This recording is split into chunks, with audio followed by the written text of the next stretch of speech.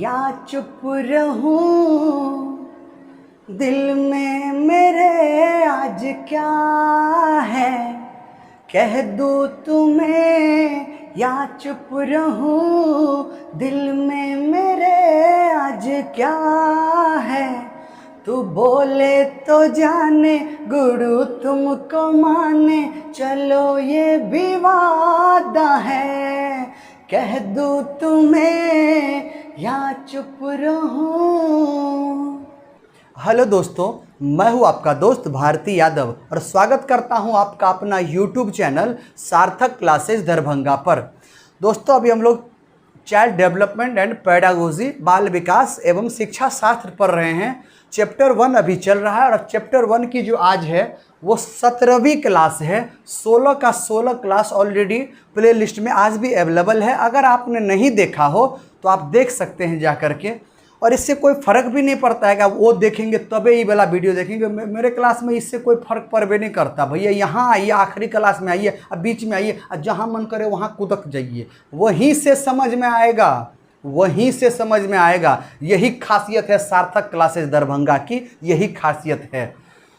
तो चलिए, और एक बात और बताते हैं दोस्तों, अगर आप चैनल पर पहली बार हैं ना तो सब्सक्राइब कर लीजिए। ठीक शाम के 7 बजे आप ही के लिए लेके आते हैं वीडियो दोस्त, आप ही के लिए लेकर के आते हैं। और 5000 प्लस सब्सक्राइबर पूरा ये ना, पूरा कंप्लीट बाल विकास, समझ में आ रहा है, कंप्लीट बाल विकास फ्री पढ़ा देंगे। 1 रुपया नहीं लेंगे, 1 रुपया नहीं लेंगे, एकदम फ्री ऑफ कॉस्ट पढ़ा देंगे। एगो मेरा समझ में आ रहा है, मेरा ऑफलाइन बैच चल रहा है दरभंगा में, मेरा ऑफलाइन बैच चल रहा है। समझ में, अगर आपको समझ में आ रहा है ऑफलाइन बैच में पढ़ना हो, फेस टू फेस पढ़ना हो कि भारती सर से फेस टू फेस पढ़े, जहन में उतार दें, वो वाला पढ़ाई पढ़नी हो कि एक ही बार क्लास में पढ़े, दोबारा फिर ना पढ़ना पड़े, सीटेट एग्जाम लिखने जाए तो वहाँ भी बेहतर स्कोर हो, बाकी देखते रह जाए और आपका स्कोर बेहतर हो, आप वो चाहते हैं तो इस नंबर पे आप कांटेक्ट करके हमसे जानकारी ले सकते हैं। एक बैच है सुबह 7:30 बजे से लेकर के 10 बजे तक, और दूसरा जो है वो 3:30 बजे से लेकर के 6 बजे तक। तो देखिए दोस्त, आज जो पढ़ने वाले हैं वो है किशोरावस्था की शिक्षा, कि कैसे एक किशोर को टीचर होने के नाते, अभिभावक होने के नाते, मम्मी पापा होने के नाते, कैसे जब बउआ मुकेशबा 12 साल से लेकर के या 14 साल के बीच में रहा ना, तो कैसी शिक्षा चाहिए, किस तरह से शिक्षा दें, ये एक शिक्षक के लिए और एक अभिभावक के लिए बहुत ही बड़ा टास्क हो जाता है। अगर इस वक्त एक शिक्षक अच्छे से गाइड नहीं कर पाए, अगर शिक्षक को एक बच्चे को गाइड करने की उसमें काबिलियत ना हो, साइकोलॉजी का नॉलेज ना हो, तो मुकेशबा को बर्बाद होने से मास्टरवा नहीं रोक पाएगा। मास्टरवा तो खुदे उसको साइकोलॉजी का ज्ञान नहीं, तो मुकेशबा में क्या डालेगा। समझ में आ रहा ना, तो ये वो वाली बात होती है। इसीलिए एक शिक्षक को, समझ में आ रहा ना, कि मनोविज्ञान का ज्ञान होना, साइकोलॉजी का ज्ञान होना परम आवश्यक है, ताकि उससे बच्चों को समझा जाता है, बच्चों के व्यवहार का अध्ययन किया जाता है, वो होता है साइकोलॉजी। एक शिक्षक में ये गुण होना चाहिए, और एक अभिभावक के नाते, एक मम्मी पापा होने के नाते आपको भी यहाँ पर अपने बच्चों को समझने की आवश्यकता होगी। इस समय आप अपने बच्चों को समझें, अपने बच्चों को जानें कि कहीं मेरा बच्चा उदास तो नहीं है, कल तक तो ठीक था, आज ऐसी क्या बात है जो मुंह लटकाए हुए हैं। तो उनके पास जाएं, उनसे दोस्त की तरह बिहेव करें। इस बात को समझ लीजिए, हम क्या बता रहे हैं मम्मी पापाओं, समझ लीजिए कि जब मुकेशबा, समझ में आ रहा है, या मुकेशनिया 12 साल से 18 साल के बीच में रहे ना, तो दोस्त की तरह बिहेव करें, मित्र की तरह व्यवहार करे, तबे आपसे वो खुल करके बात करेगा। सुनिए, एगो बात बताते हैं। एगो पिताजी थे, ठीक ना, उसका बेटा था किशोरावस्था में, तो बच्चा थोड़ा समझ में अपसेट था बच्चा। तो पिताजी ने बोला कि रे मुकेशबा काहे अपसेट है, तो मुकेशबा बता नहीं रहा है, मुंह ऐसे लटकाया हुआ है, बता नहीं रहा है। अब पिताजी बार बार पूछ रहा है कि बताओ। थक गए पिताजी थक गए। तब उस लड़के की जो मम्मी है वो बोली अपने हस्बैंड को कि सुनिए, थोड़ा दोस्त की तरह पूछिए, प्यार से पूछिए ना, तब देखिए हो सकता है बता दे आखिर क्या बात है, अब हमारा बच्चा इस तरह से उदास क्यों है। तो पिताजी बोलता है मुकेश सुनो सुनो, ए मुकेश मैं तुम्हारा दोस्त हूँ, मुझे अपने दोस्त की तरह ट्रीट करो, मैं तुम्हारा दोस्त हूँ। अब बताओ जो भी समस्या है ना, उन समस्याओं को हम दोनों दोस्त ना मिल करके समाधान निकालेंगे। इस बात की गारंटी देते हैं कि संपूर्ण समस्या का समाधान कर देंगे, पूरा विश्वास दिलाया। तब जा करके मुकेशवा के अंदर एक कॉन्फिडेंस जगा।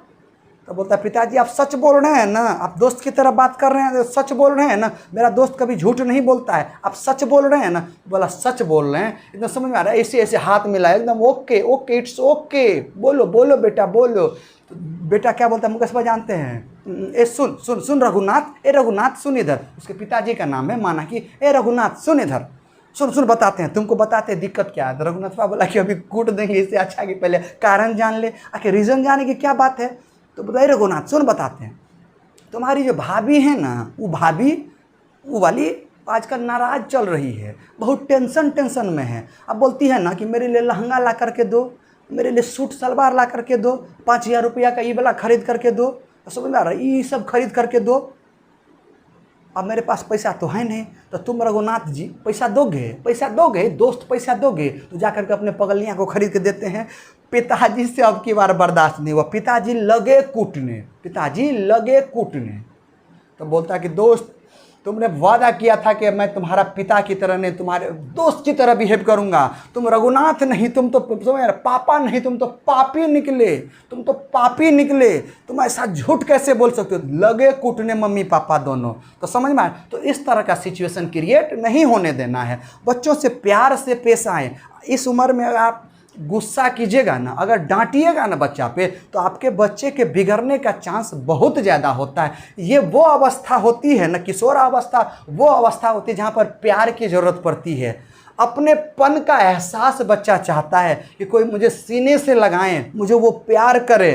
तो एक मम्मी और पापा होने के नाते वो प्यार आप दें। वो आपका बच्चा है, आपसे ज़्यादा उसको कोई नहीं समझ सकता है, आपसे ज़्यादा दुनिया की कोई ताकत उसे प्रेम नहीं कर सकता है। तो बच्चों की फीलिंग्स को जानें, बच्चों की भावनाओं को समझने का प्रयास करें कि किस लिए इसका एटीट्यूड बदल गया। कल तक मुकेशवा इस तरह से करता था, आज क्यों मुकेशवा में इतना बड़ा परिवर्तन क्यों हुआ। उस परिवर्तन का कारण जानने का प्रयास करें और मित्र की तरह व्यवहार करें, मित्र की तरह। नहीं तो फिर मुकेशवा नहीं बताएगा, फिर समझ में आ रहा है ना। तो ऐसी स्थिति, तो इस तरह का व्यवहार करें, उसकी इच्छा शक्ति जानने का प्रयास करें, उसकी आवश्यकता को जानने का प्रयास करें कि बच्चा क्या करना चाह रहा है। संपूर्ण जानकारी रखें उसकी समस्या के बारे में। समाधान के पहले समस्या को जाने, तो समस्या को जाने। और समस्या को जानना का नाम क्या जानते हैं? समस्या का जानने का नाम है निदानात्मक परीक्षण, कि क्या कारण है, उस कारण को ढूंढें। तो कारण को ढूंढना अर्थात समस्या का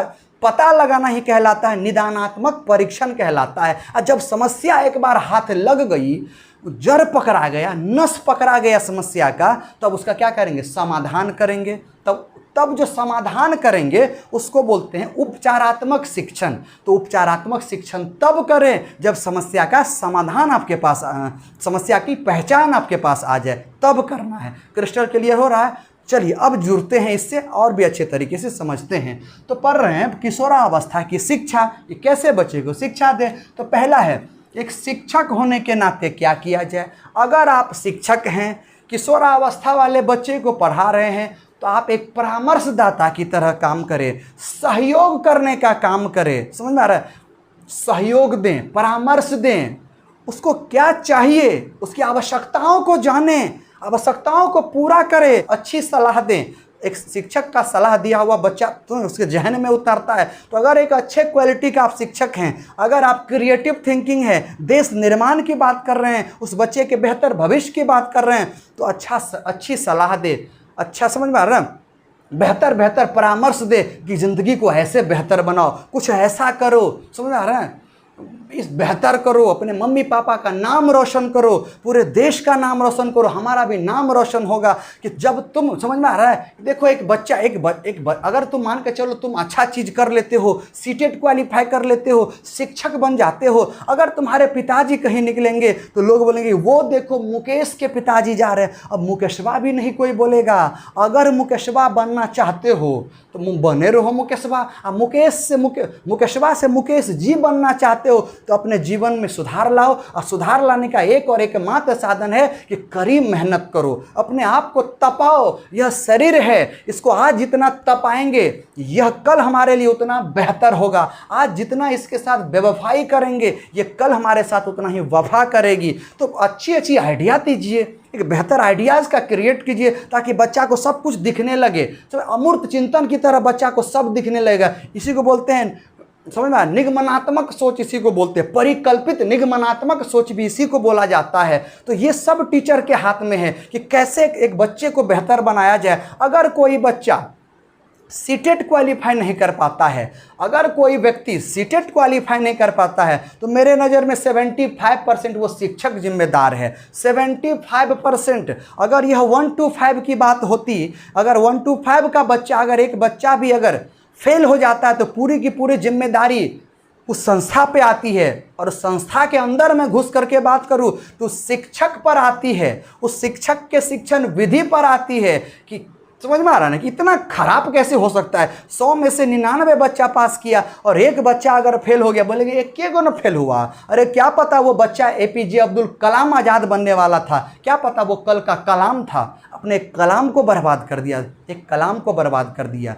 तो समझ में आ रहा है ना। तो बेहतर बनिए, पहले खुद सीखिए। एक शिक्षक होने के नाते पहले खूब पढ़िए, बहुत अध्ययन कीजिए, उसमें से निचोड़ निकालिए, तब बच्चों के सामने रखिए। ये एक बेहतर शिक्षक का काम होता है। अगर शिक्षक ने पढ़ना छोड़ दिया, अपने आप को ये मानने लगे कि I am at home in all subject, मैं सभी सब्जेक्ट में निपुण हूँ, बस वहीं पर अभिमान नाम का चीज़ आ जाता है और शिक्षक का पतन होना शुरू वहीं पर हो जाता है। तो अगर आप चाहते हैं कि शिक्षक होने के नाते कि आगे बढ़ें, आगे ही बढ़ते चले, तो कड़ी मेहनत करना पड़ेगा। अगर शिक्षक कड़ी मेहनत करते हैं तो उसका बच्चा भी कड़ी मेहनत करेगा। तो कड़ी मेहनत करने के बावजूद भी अपने बच्चों के साथ अच्छा से बिहेव आएँ, अच्छा से बिहेव करें। एक सुविधा दाता के रूप में आप काम करें, उसको परेशानी में न डालें, समझ आ रहा है, उसको समस्या में न डालें।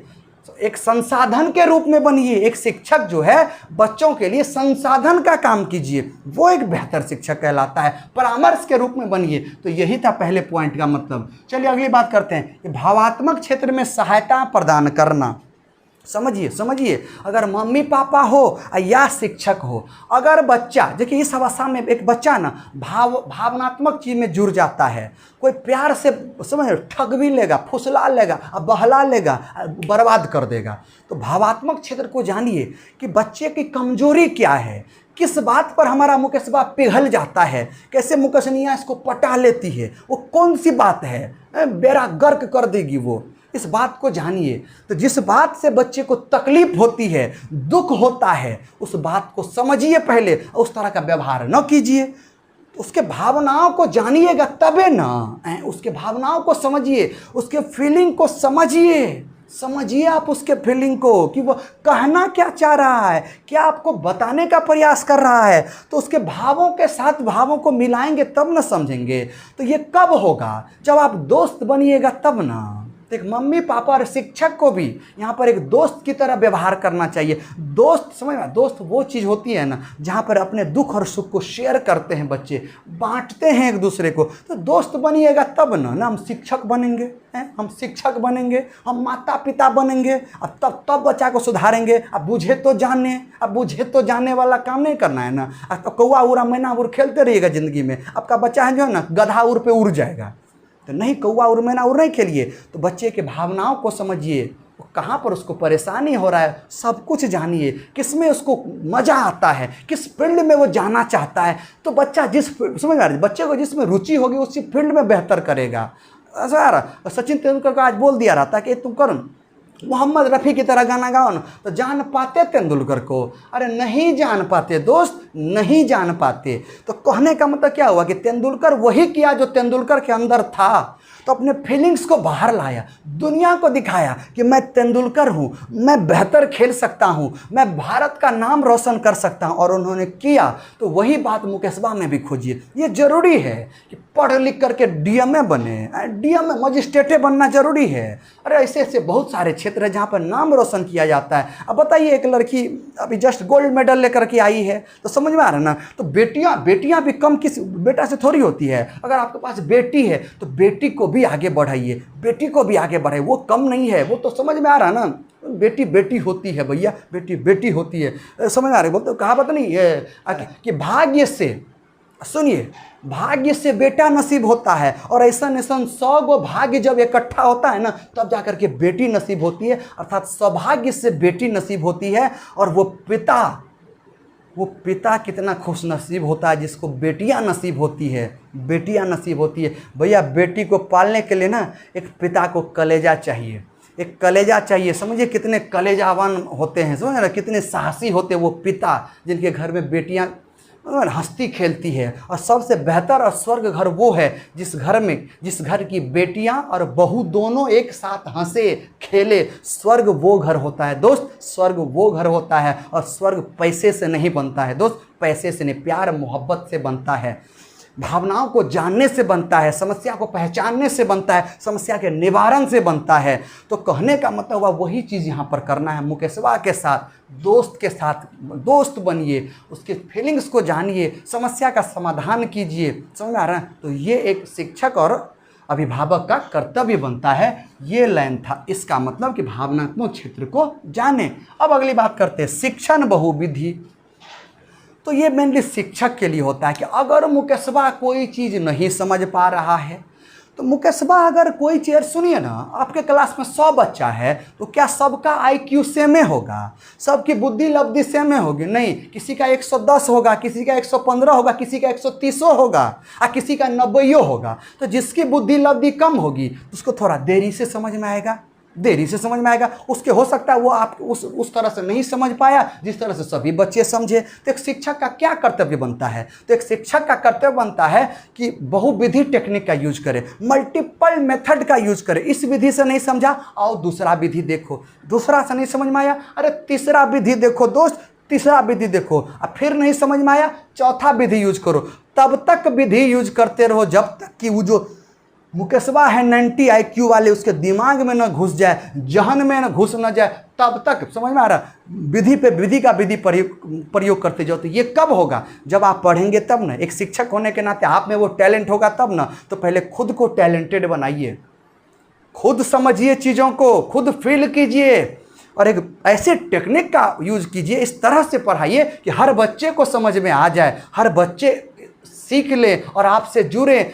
सबसे बेहतर क्लास वो क्लास होती है दोस्त, सुनिए बताते हैं, सबसे बेहतर क्लास वो होती है जहाँ पर बच्चे प्रश्न करते हैं, प्रश्न पूछते हैं शिक्षक से। और मेरा सीटेड क्लास, जो सार्थक सीटेड क्लासें है ना, बहुत सारा, इसमें तो एकदम खुले बोल देते, अरे पूछो, अरे सोचिए कि अब क्या होगा, आप बताइए क्या होगा, हर एक से पूछते हैं। अगर आप हमारे स्टूडेंट होंगे ऑफलाइन बैच के तो पक्का हाँ मैं हाथ मिलाते होंगे। अगर झूठ बोलते होंगे तो आप कहना कि खुले मन से भारती सर झूठ बोल रहे हैं, कि हमें क्वेश्चन पूछने का मौका क्लास में नहीं दिया जाता है, हमें सोचने का मौका क्लास में नहीं दिया जाता है, हमें चिंतन करने का मौका क्लास में नहीं दिया जाता है। केवल किताबी ज्ञान ही नहीं, बाहरी दुनिया से भी जोड़ा जाता है इस पढ़ाई को, कि जीवन को कैसे बेहतर बनाया जाए। व्यवहारिकता का ज्ञान भारती सर नहीं देते हैं। अगर कहना, अगर ये बात गलत बोल रहे हैं ना, आपको लग रहा हो कि है ना कुछ बोल देता है, तो आप कमेंट करना कि सर आप गलत बोल रहे हैं, आपके हम ऑफलाइन बैच में पढ़ते हैं और आप हम पर ध्यान नहीं देते। चूँकि ये वीडियो ऑफलाइन ऑनलाइन सभी लोग देखते हैं, आप बताना एक बार कि आपको बेहतर क्वालिटी देते हैं कि नहीं। हम तो ये भी बोलते हैं कि आपके जीवन में इतना कोई आपके पीछे समय नहीं दिया होगा जितना हम समय देते हैं, तब रिजल्ट लाते हैं दोस्त, तब रिजल्ट लाते हैं। आपके पीछे इतना समय देते हैं, इकलौता हम वो टीचर हैं यहाँ दरभंगा में, इतना समय देते हैं, तब जाकर के 94% रिजल्ट आता है। यूं ही नहीं, समझ में आ रहा ना, यूं ही नहीं मिलती है मंजिल राही को, एक जुनून सा जगाना पड़ता है। और जब मैंने पूछा परिंदों से कि आपने घर कैसे बनाया, तो बोला तिनका तिनका उठाना पड़ता है तब जाके घर बनता है। तो एक एक तिनका, समझ में आ रहा ना, एक एक चीज की जानकारी लेना पड़ता है कि आपको क्यों समझ में नहीं आ रहा है। सब कुछ पर हम ध्यान देते हैं दोस्त, सब कुछ पर ध्यान देते हैं, इसीलिए बेहतर की बात हमेशा करते रहते हैं, बेहतर की बात करते रहते हैं। तो आइए, अगर आपको कभी पढ़ना हो ना, एक ही बार में 2022 में अगर सरकारी शिक्षक बनना हो ना, तो पक्का ज्वाइन करिए, इधर उधर ना भटके, नहीं तो मौका नहीं मिलेगा। बिहार है, मौका नहीं मिलेगा। अगले बार 2022 में अगर आपका जनवरी में या तो दिसंबर में होगा, 2021 के दिसंबर में एग्जाम होने का चांस बहुत ज़्यादा है। अगर नहीं हो पाया तो 15 जनवरी से पहले हो जाएगा। पछताने के अलावा कोई मौका नहीं मिलेगा। फिर अब पछताए तो होत क्या, जब चिड़ियाँ चुग गई खेत, तो पछताने का मौका नहीं दे दोस्त। पछताने का मौका नहीं दें। सिंगल अटेम्प्ट में बेहतर क्वालिटी देंगे और उस स्कूल का सबसे बेहतर शिक्षक बना देंगे। इसकी भी काबिलियत रखते हैं दोस्त, इसकी भी काबिलियत रखते हैं, तब बोलते हैं इस मन से दोस्त, तब बोलते हैं। चलिए अगली बात करते हैं।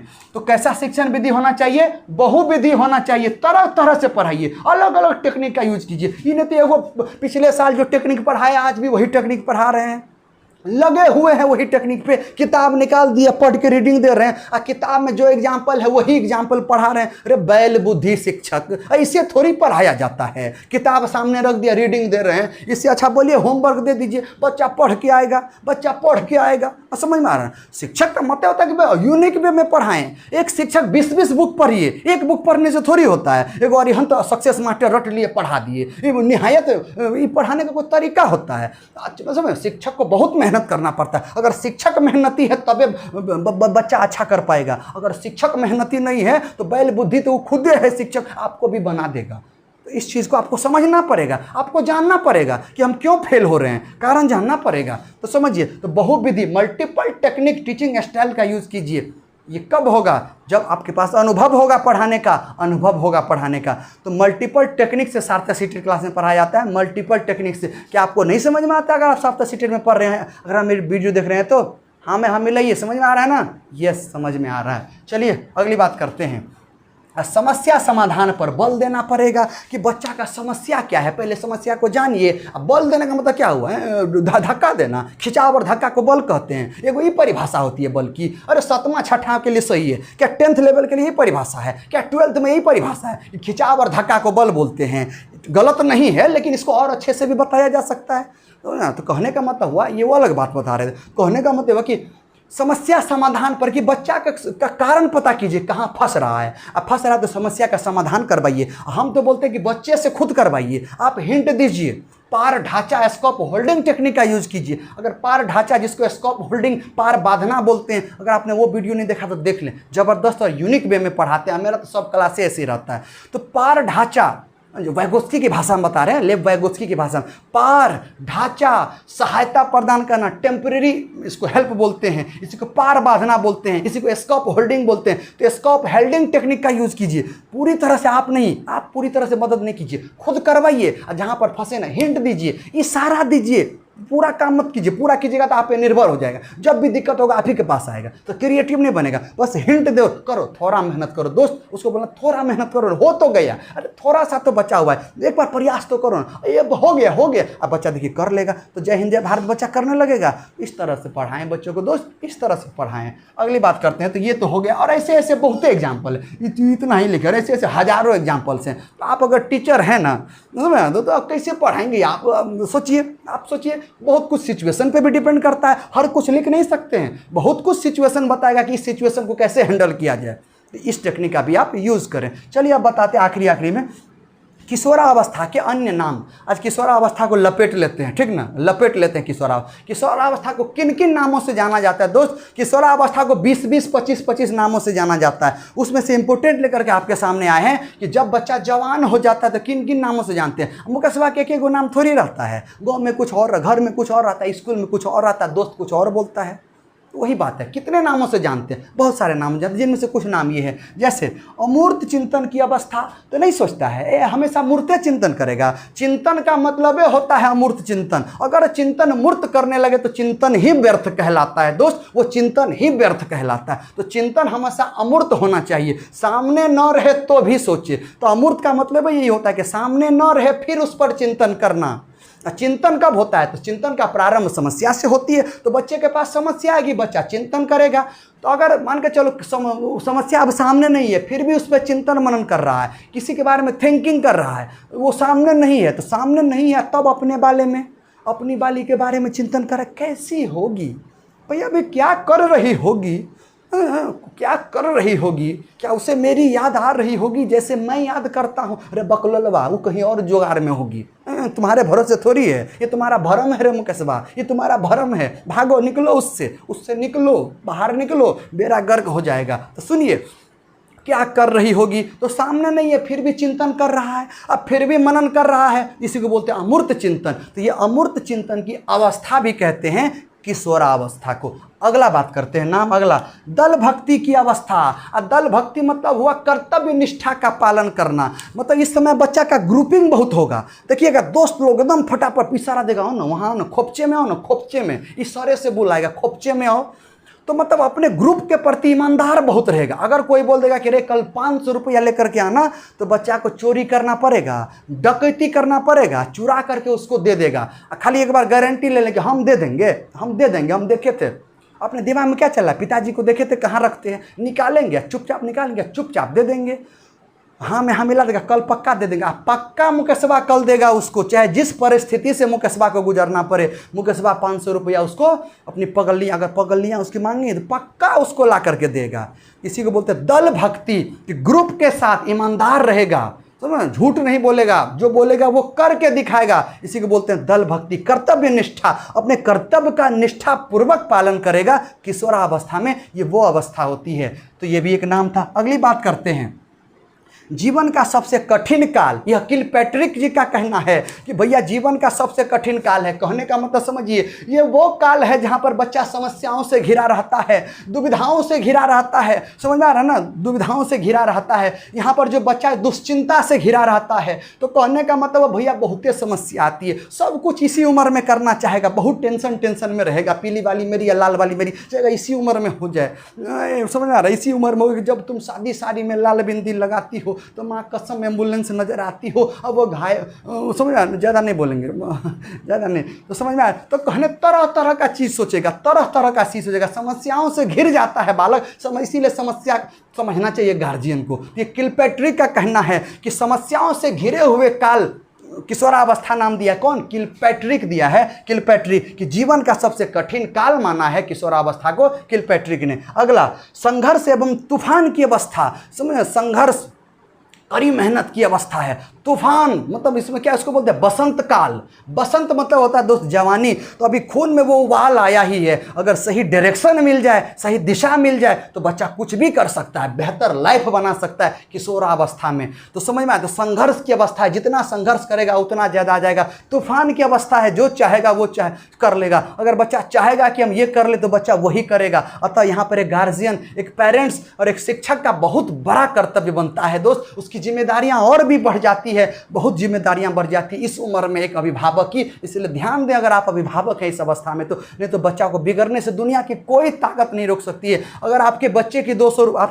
200 रुपये की जरूरत पड़ती है और सही काम के लिए, तो दे 200 रुपया, नहीं है तो कर्जा ला करके दें। अगर आज 200 रुपया नहीं दिया तो बच्चा कहीं से चोरी करेगा, फिर कोई बड़ा डकैती करेगा, बैंक लूटेगा, टेररिस्ट बन जाएगा। उस दिन रोने के अलावा कोई ऑप्शन नहीं बचेगा, सीधा फांसी की सज़ा मिलेगी। क्या करोगे उस वक्त? इसीलिए गार्जियन होने के नाते आज संभलने की ज़रूरत है, आज संभलने की ज़रूरत है। तो समझ रहे, यही वो अवस्था आती है। आखिरी बात कर रहे हैं कि age of beauty. Age of beauty समझ रहे हैं ना भैया, 60 साल की आयु होती है, 60 साल की आयु होती है, जिसमें से 12 साल से लेकर के 18 साल की अवस्था, वो अवस्था होती है ना, सबसे खूबसूरत पल होता है। फिर से जीने को जी चाहता है, सबको करता होगा दोस्त, ये पल सबको जीने को दिल करता है। ये पल ही ऐसा होता है, कहावत है कि बचपन की वो खुशियाँ मैं आज तक नहीं खरीद पाया, बचपन का वो दौलत, बचपन का वो प्यार मैं आज तक जमा नहीं कर पाया। मैंने साइकिल भी खरीदी, मैंने खिलौने भी खरीदे, मैंने वो कागज़ के, क्या बोलते हैं, कागज़ की कश्ती भी बनाया, बारिश भी हुई और वो कश्ती बारिश में डाला, पर वो मुझे खुशी नहीं मिली, वो खुशी नहीं मिली। दोस्त, ये उम्र के साथ खुशी मिलती है। तो इसीलिए बोलते हैं कि बचपन हर गम से बेगाना होता है और जन्म का शुभ दिन हर दिन से सुहाना होता है, बचपन हर गम से बेगाना होता है। तो ये वो अवस्था होती है दोस्त, 12 से 18 साल का सबसे खूबसूरत, सबसे दुनिया का सबसे खूबसूरत अवस्था होती है। समझ आ रहा है, कोई समझ आ रहा है? अब क्या बोले इस अवस्था के बारे में, हम बोल नहीं पा रहे हैं। वो अवस्था है, समझिए, इससे बेहतर ज़िंदगी में कभी नहीं आएगा। अरे आप अंबानी से भी ऊपर बन जाइएगा ना, माना कि आप अंबानी से ऊपर बन जाइएगा, लेकिन वो खुशियाँ जो भैंस के पीठ पर रह करके एक बच्चे को मिलती है, इस अवस्था में वो मर्सिडीज़ पे नहीं मिलेगी दोस्त। वो पतंग की डोर जो उड़ते रहती है, उसे काटने में जो इस उम्र में मज़ा आता है, वो बाकी उम्र में नहीं आता है, चाहे सोने का पतंग हो या चांदी का हो, उससे फ़र्क नहीं पड़ता है। दोस्त, इस उम्र की खुशियाँ आप दोबारा ज़िंदगी में कभी नहीं ला पाओगे। तो इस उम्र को बेहतर बनाना है तो अभिभावक को भी योगदान देना पड़ेगा अपने बच्चों को, तब जा कर के ये उम्र बेहतर होगा। इसीलिए एज ऑफ ब्यूटी कहा जाता है, सबसे सुंदर और खूबसूरत एज कहा जाता है। दोस्त, गोल्डन एज माना जाता है, गोल्डन एज माना जाता है। समझ, एज ऑफ ब्यूटी का मतलब समझ, सबसे खूबसूरत काल माना जाता है किशोरावस्था। तो अगर बच्चा इस अवस्था में तो खेलने भी दे, मन की इच्छा को भी पूरी करे, बस गलत रास्ता ना अपनाए, गलत संगतियों का शिकार न पड़े। तो ये सूचना और ये आप तक मैसेज था मेरा अभिभावक होने के नाते, मम्मी पापा होने के नाते, जो मैंने इस पढ़ाई के माध्यम से आप तक पहुंचा दिया। अगर आपको अच्छा लगा हो तो लाइक ज़रूर करना, दोस्तों को भी शेयर करें अगर वीडियो बहुत अच्छा लगा हो। और आइए ऑफलाइन बैच सुबह 7:30 से 10 बजे और शाम में 3:30 बजे से लेकर के 6 बजे तक एकदम दन दनादन टनाटन और शानदार पढ़ाई, एक ही बार में सफलता की गारंटी होती है। अपने सार्थक सीटेड क्लास में व्यवहारिकता का भी ज्ञान देते हैं दोस्त, केवल बोलते भी नहीं करते भी हैं। यही तो पहचान है अपने सार्थक सीटेड क्लास के दोस्त, यही पहचान है। चलिए, अगर वीडियो अच्छा लगा तो कल फिर मिलते हैं इसी प्लेटफॉर्म पर शाम के 7 बजे। तब तक दोस्त सेफ रहें, सुरक्षित रहें, स्वस्थ रहें, मस्त रहें, व्यस्त रहें, जबरदस्त रहें। जय हिंद, जय भारत।